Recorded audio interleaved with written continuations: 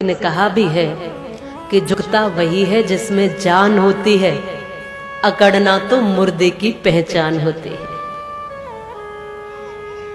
मुर्दे को कभी मोड़ के देखो, वो मुड़ता ही नहीं है, अकड़ जाता है एकदम। तो क्यों मुर्दे बनते हैं?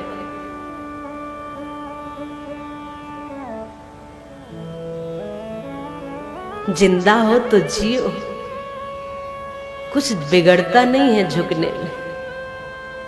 किसी को पहाड़ पर चढ़ते हुए आपने देखा है, या आप खुद भी चढ़े होंगे, तो जब चढ़ते हैं तो थोड़ा सा झुक जाते हैं, झुकते हैं ना, अपने आप झुक जाते, कोई झुकाता नहीं है। ऊंचाई पर चढ़ना है तो अपने आप शरीर की बनावट ऐसी हो जाती है कि आप थोड़े से झुक जाते हो, और जब उतरते हो तब थोड़ा सा अकड़ जाते हैं।